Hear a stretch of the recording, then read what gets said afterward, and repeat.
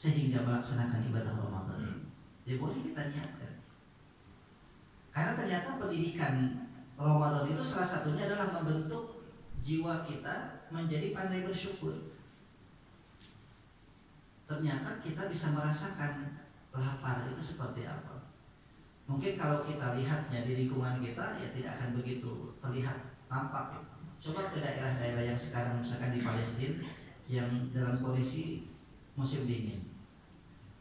Ya, walaupun sudah gencatan senjata tapi mereka rumahnya hancur, tidurnya di tenda-tenda masih di tenda-tenda tidurnya. Kita di sini nggak di tenda Pak tidur. Mereka saum Ramadan, bahkan Ramadan yang lalu sebelum gencatan senjata dan sebelumnya mereka itu puasa, tapi puasanya nggak pakai sahur dan nggak pakai buka. Kebayang Pak? Puasa nggak pakai sahur, nggak pakai buka. Bukan karena malas makan sahur bangunnya, ya nggak mau, malas itu, atau misalkan buka karena nggak mau makan. Apa yang mau dimakan? Kan sahur itu harus ada yang dimakan, minimal apa pun, roti, sepotong roti. Ya kalau nggak ada yang mau dimakan gimana? Jadi niatnya niat puasa aja, niat saum. Nah oleh karena itu maka ikhwatul iman sekalian, bahasa ya tentang Ramadan, tentang saum ini menjadi latihan untuk kita.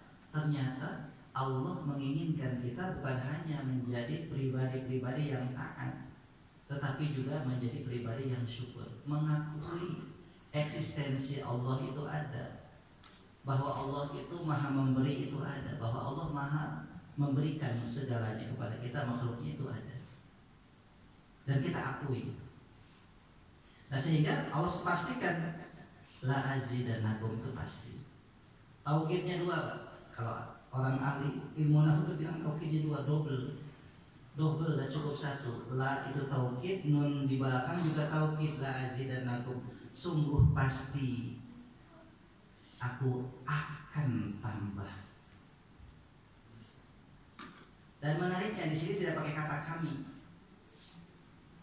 Tidak la nazidannakum, tidak pakai kata kami.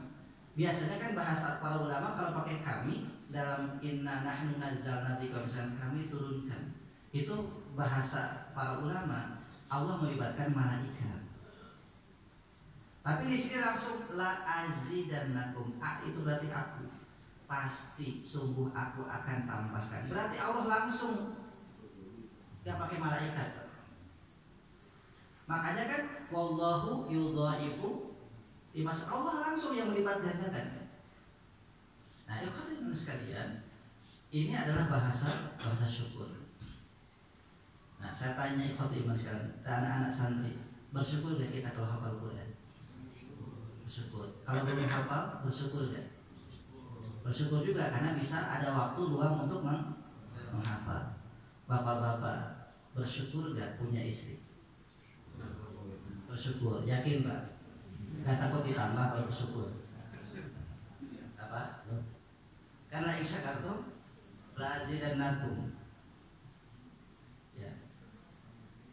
Itu dalam konteks yang berbeda.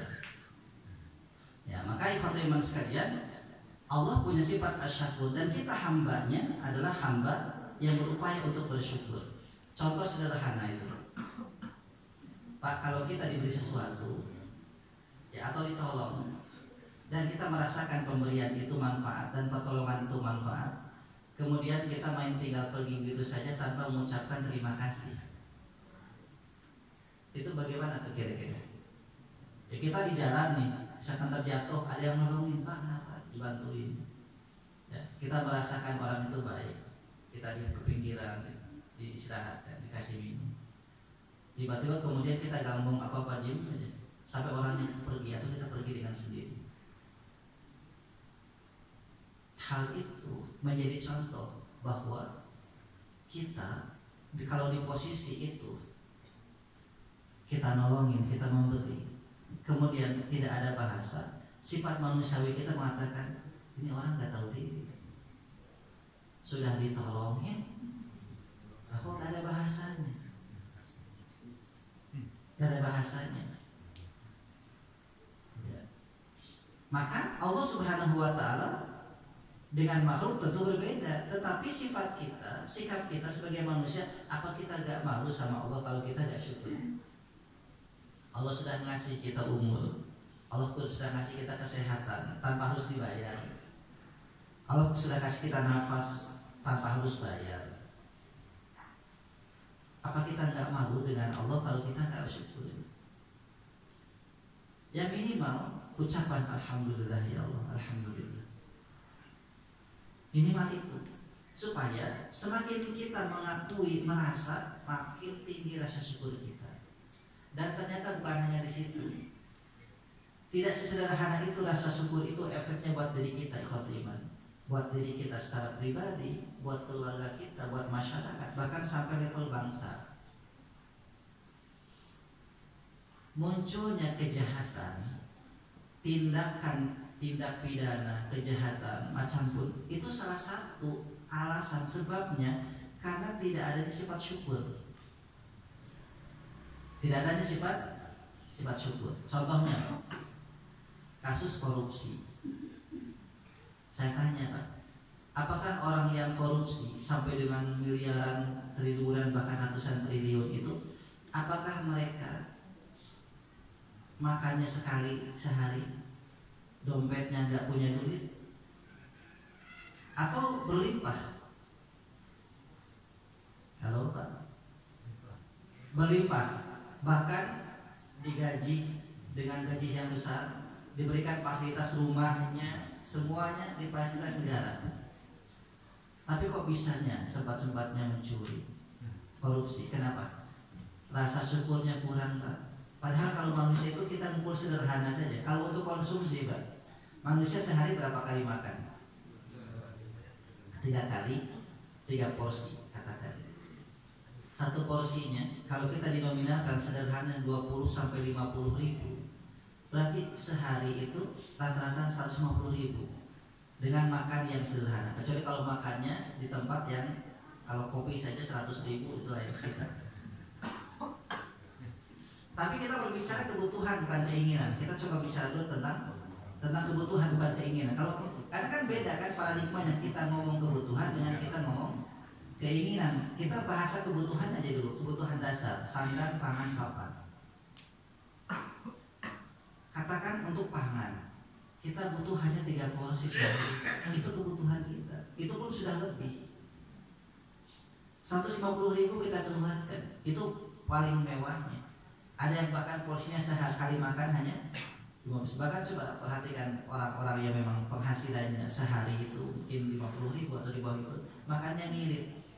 Kadang di warteg aja dia makannya nasinya dibanyakin, lauknya ngirit. Yang penting kenyang. Benar Pak? Coba perhatikan kalau kita makan di warteg. Itu orang-orang yang memang kerjanya serabutan. Dia punya uang 15 ribu. Bagaimana 15 ribu itu bisa beli makan, bisa minum? Kalau kali 3 hanya 45 ribu. Mungkin hanya 2 kali juga makan 30 ribu. Artinya kalau kebutuhan dasar manusia itu cukup. Pakaian Pak, sandang. Emang sehari kita berapa kali sih ganti baju? Sehari berapa kali Pak ganti baju? Maksimal 3 kali ganti baju. Kadang ada yang orang kalau dia kerja, ya seharinya hanya 2 kali ganti baju. Coba kalau orang kerja, pertama baju yang dipakai baju kerja kan, berangkat jam segini habis subuh, pulang maghrib. Ada cerita yang di kantor ganti baju sampai 2-3 kali, kecuali kalau ada acara fisik ya mungkin bawa baju ganti. Kalau hanya biasa di ruang ber-AC, itu yang dipakai saat berangkat dan itu yang dipakai saat pulang. Nah pulang ke rumah mandi, pakai baju yang kedua, paling 2 kali, maksimal 3 kali. Berapa banyak baju yang kita butuhkan kalau kita lihat kebutuhannya? Tidak banyak. Tidak banyak. Ya. Kadang-kadang kalau makin banyak baju makin bingung. Ya, ibu pernah ngerasain ya ibu 1 lemari 2 lemari baju. Tapi begitu mau kondangan berasa gak ada baju. Mah, udah selesai belum? Bapaknya nungguin kan, laki-laki simpel aja, kemana-mana simpel laki-laki itu. Ibu-ibu sudah 1 jam kok belum selesai. Ternyata masih murah milih ini udah pernah dipakai, yang ini sudah semua dipakai, rasa nggak ada, ya kan betul? Padahal kebutuhan kita sederhana kalau lihat kebutuhan. Sebetulnya gitu kalau lihat kebutuhan apa? Nah, kenapa orang itu melakukan tindak pidana misalkan kayak korupsi, penipuan sebagainya? Karena tidak ada rasa syukur.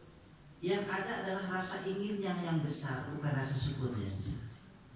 Yang namanya ingin disebutkan kata Nabi juga, manusia itu seandainya minta emas 1 gunung Uhud diberi sama Allah nih, pasti minta 1 gunung Uhud lagi. Gak akan ada bisa. Makanya kan disindir oleh Allah dalam surah At-Takatsur. Alhaakumut takatsur hatta zurtumul maqabir. Bermegah-megahan itu mengumpulkan hal-hal yang diinginkan terus, itu melalaikan, bahkan membinasakan. Alha itu membinasakan. Alhaakumut takatsur, bermewah-mewahan mengumpulkan hal itu melalaikan, melenakan, mencelakakan. Hatta zurtumul maqabir, sampai masuk kubur. Manusia itu kalau diberi kesempatan itu sampai mau masuk kubur aja masih nyari. Kenapa? Karena orientasinya adalah keinginan. Kalau kebutuhan itu sederhana. Makanya orang tua dulu kita, coba bapak ibu, saya yakin dari daerah itu rata-rata. Kita punya orang tua di daerah, anaknya banyak-banyak Pak. Bayangkan orang dulu itu jarangnya anaknya sedikit. Bahkan ada yang ke-11-an. Rata-rata itu 5 itu udah paling dikit. Di atas 5. Rata-rata kerjanya bapak kita apa? Katanya orang tua kita apa? Ke kebun, ke sawah. Tapi anak-anaknya hidup, bahkan bisa sekolah. Bahkan banyak yang bapaknya SD aja gak tamat, ibunya gak tamat, petani, tapi anaknya ya kuliahnya tinggi-tinggi. Kenapa? Karena prinsip orang dulu itu yang penting ada untuk makan. Itu yang cukup. Ada yang bisa ditabung dari hasil tani untuk nyekolahin anak. Kita tafakur pas sekarang, mohon maaf, suami kerja, istri juga kerja. Suami punya penghasilan sekian juta, istri punya penghasilan sekian juta, tapi berasa kurang. Berasa kurang. Hati-hati, bisa jadi syukur kita belum di-upgrade. Bisa jadi kita terlalu mengandalkan keinginan bukan kebutuhan. Nah, maka ikhwatul iman sekalian, Allah Asy-Syakur, Allah Maha membalas kesyukuran hamba, dan kita sebagai hambanya adalah syakir. Dan ingat, orang yang bersyukur itu kata Allah di dalam Quran orang langka, manusia langka. Mana dalilnya Pak? Manusia langka. Orang yang bersyukur itu manusia langka. Qalilam ma tashkurun. Sedikit manusia yang bersyukur. Artinya manusia itu langka karena sedikit. Minoritas. Hamba yang bersyukur kata Allah diakui sama Allah, qalilam ma tashkurun. Sedikit dari hamba Allah yang bersyukur. Manusia langka. Nah, maka momentum Ramadan kita jadikan peningkatan kualitas diri kita, terutama rasa syukur kita kepada Allah Subhanahu wa Ta'ala. Contoh lagi, sekaligus mendisiplinkan pola saum kita. Kita makan sahur, berapa piring kita butuhkan? 1 piring cukup ya? Ya. Sahur cukup 1 piring. Buka puasa berapa yang kita butuhkan? Ya. Buka puasa itu kalau kita bagi porsinya 2, menu berbuka ya dengan menu berat. Karena biasanya kan berbuka itu orang inginnya seger-seger, ada buah ya. Kemudian mungkin ada cemilan ya, gitu. Itu 1 porsi. Kemudian dijeda setelah maghrib atau sebelum tarawih atau setelah tarawih saat makan berat, berarti 2 porsi. Itu cukup. Tapi kadang-kadang, mohon maaf, kita itu bayangannya dari siang hari itu inginnya ini itu, coba sampai semua numpuk. Saya pengalaman waktu kecil, waktu belajar saum itu, siang itu dibayangin ingin makan ini jamu, ada jamu dipetik, simpan buat buka.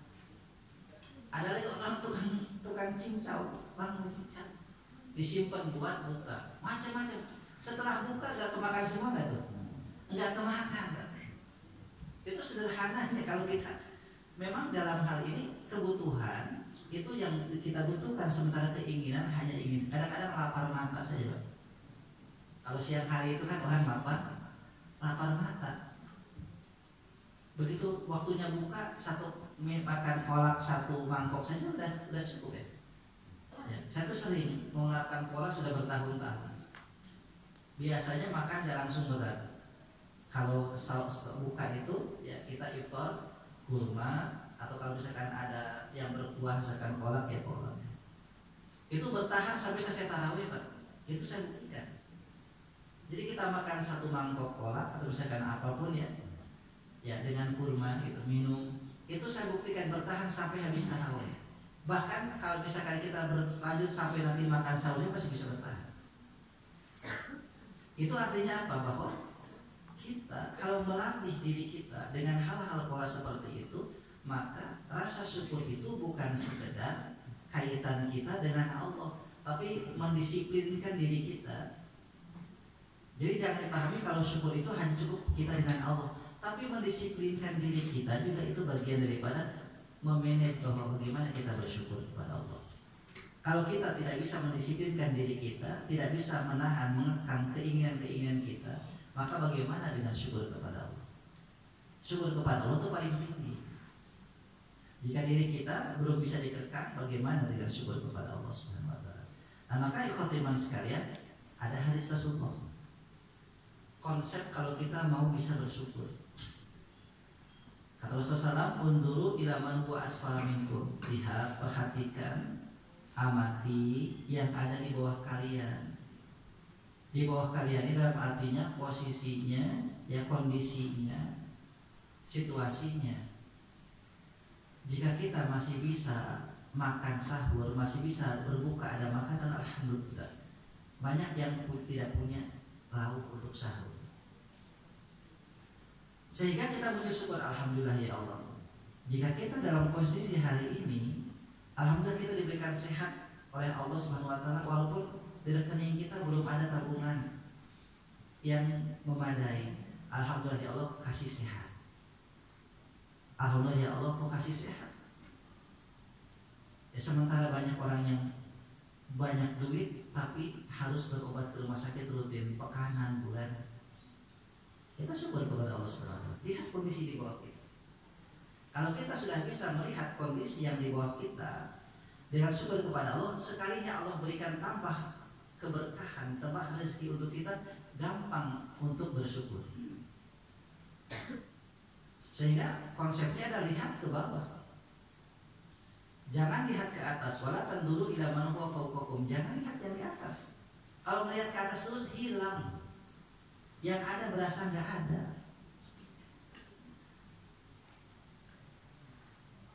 Contoh misalkan ada dua anak. Ya, ini uji coba. Yang satu dikasih makan, ya, makan sama telur ceplok aja. Yang sebelahnya dikasih makan, ada sayuran, ada buah, ada telur, ya lengkap lah. Kalau dia melihat yang sebelahnya, maka yang ada nasi sama telur ceplok itu hilang. Gak selera makan, gak akan selera makan karena lihatnya yang sebelah yang lengkap. Nah, sebaliknya kalau yang sebelah melihat, wah, alhamdulillah menunya lengkap, dia hanya dengan telur ceplok, itu beda paradigmanya. Nah, maka ikhwatul iman sekalian, sumber-sumber kejahatan apapun itu salah satu sumbernya adalah karena kurangnya rasa syukur. Sehingga rasa syukur itu adalah energi, kekuatan bagi seseorang. Jangankan tidak ada kesempatan, ada kesempatan sekalipun dia tidak mau melakukan itu. Kenapa? Karena dia merasa cukup. Karena dia merasa cukup. Nah, kalau yang tidak pandai bersyukur, jangankan ada kesempatan, tidak ada kesempatan pun dicari-cari. Bagaimana caranya? Nah, itu. Nah, maka masalah-masalah kita lihat coba. Kita lihat pola-pola yang ada, kita lihat sekarang bahwasannya ketika rasa syukurnya semakin kecil, ya keinginan semakin besar, maka apa yang terjadi? Bandingkan dengan rasa syukurnya yang tinggi. Maka ikhwatimun sekalian, kita melihat bahwasannya itu yang kita paham. Sandang, pangan, papan. Begitu juga papan dengan perumahan. Kita kan sebetulnya kalau kebutuhan kita rumah itu tidak kena panas saat terik matahari, tidak kena hujan saat musim hujan. Itu sederhananya. Kemudian ada sisi estetikanya. Kita benahi biar menarik, biar nyaman kita tinggali. Dan jika kita Allah berikan kelebihan untuk menambah bangunan, silakan, tidak dilarang. Tetapi Allah Subhanahu wa taala ya tidak membatasi orang terkait dengan urusan dunia. Kata Nabi, antum a'lamu bi dunyakum itu. Tapi kalau misalkan keinginan yang gede sehingga menghalalkan segala cara, itu jadi masalah. Lihatkan di berita orang kena ya OTT KPK, rumahnya di sini ada, di situ ada, padahal yang nempatin pembantu semuanya. Vilanya di mana ada, padahal dia paling sebulan sekali atau 2 minggu sekali. Karena rasa inginnya yang besar, serakah, sehingga yang ada pun dia tidak bisa kelola. Makanya kita belajar dari Nabi Sulaiman. Ini terakhir. Nabi Sulaiman itu warisan dari bapaknya Nabi Daud itu kaya. Ditambah lagi Nabi Sulaiman ditambah oleh Allah kekayaannya. Tapi apa doa Nabi Sulaiman? Ada yang tahu salah satu doa Nabi Sulaiman? Rabbi auzi'ni an ashkura ni'mataka allati an'amta alayya wa ala walidayya wa an a'mala sholihan tardah wa adkhilni bi rahmatika fi ibadikas sholihin. Rabbi auzi'ni an ashkura, ya Allah berikan kepadaku kekuatan, keistiqomahan untuk senantiasa bersyukur atas nikmat yang Kau berikan kepadaku dan kepada orang tuaku. Wa an a'mala sholihan, ini penting. Wa an a'mala sholihan, dan supaya aku bisa bersyukur agar bisa meningkatkan amal soleh. Tuh, jadi syukur yang benar itu bukan hanya mensyukuri alhamdulillah ya Allah dapat rezeki, tapi rezeki itu bisa nambah amal soleh atau enggak? Kalau hanya numpuk rezekinya nggak meningkatkan amal soleh, berarti ada yang salah. Karena Nabi Sulaiman itu kaya, kekayaannya luas, hartanya banyak. Tapi doanya adalah bukan hanya syukur, tapi wa an a'mala sholihan, untuk beramal soleh. Tardahu, nah ini lebih menarik lagi, amal soleh tardah yang Kau ridho dengan amalku itu ya Allah. Hamba bersyukur sehingga amal soleh itu Kau jadikan Engkau ridho kepadaku. Dan bukan hanya ridho, ada endingnya Pak. Wa adkhilni bi rahmatika fi ibadika sholihin, dan masukkanlah aku ini, catat ya Allah, ya, menjadi bagian daripada hamba-hambamu, dengan rahmatmu menjadi hamba-hambamu fi ibadika sholihin, menjadi hamba-hambamu yang soleh. Jadi syukur itu mengakui, kemudian merasakan mengakui, kemudian muncul motivasi amal soleh, kemudian dengan harapan mendatangkan ridha Allah dan digolongkan ke dalam orang-orang yang soleh. Sehingga ikhwatul iman sekalian, jadi syukur yang kita rasakan adalah ada keberkahannya, ada kebaikannya. Karena al-barakah ziyadatul khair, keberkahan itu adalah bertambahnya kebaikan. Jadi kalau kita syukur dan teruji kesyukuran kita, maka salah satu indikasinya naik tidak amal soleh kita. Nah di Ramadan ini gampang Pak. Di Ramadan kita lihat kan biasanya kan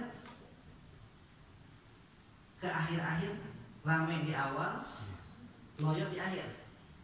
Ya Pak, coba perhatikan data. Justru Nabi mencontohkan dan sahabat itu makin ke akhir makin stay. Karena asumsinya finishnya di akhir kan, bukan di awal. Ya, kita lihat keistiqomahan kita, keistiqomahan ibadah apapun, tilawah, tarawih, apapun itu diuji. Apakah makin kita syukur makin nambah amal soleh kita, atau kalau kita ngaku syukur tapi amal solehnya turun? Hati-hati, perhatikan. Karena Nabi Sulaiman berdoa, Rabbi auzi'ni an ashkura nikmataka allati an'amta alayya wa ala walidayya wa an a'mala shalihan, amal saleh. Ya. Tardahu, yang kau ridhoi, amal soleh yang diridhoi Allah Subhanahu wa taala. Nah, demikian ikhwan sekalian di kajian ini ya, karena kita memahami bahwasannya sebagai hamba Allah itu butuh setiap saat kita memperbaharui niat kita, keimanan kita, menambah kebaikan-kebaikan amal soleh kita. Sehingga yang tadi terakhir hadis Nabi, kalau kita terlalu banyak melihat ke atas kita, ya, wala tanduru ila man khawfakum, ya, bahwa azdaru alla tazdaru nikmatallahi alaikum. Karena hal itu dapat menyebabkan hilangnya nikmat Allah dari kita, hilangnya nikmat Allah dari kita. Maka bersyukur dengan apa yang Allah berikan kepada kita dan bersabar dengan apa yang belum tercapai. Syukur dengan yang sudah ada hasil dan bersabar dengan apa yang kita harapkan, kita cita-citakan. Demikian khotbah sekalian, jika ada tambahan sharing diskusi atau pertanyaan sebelum diakhiri.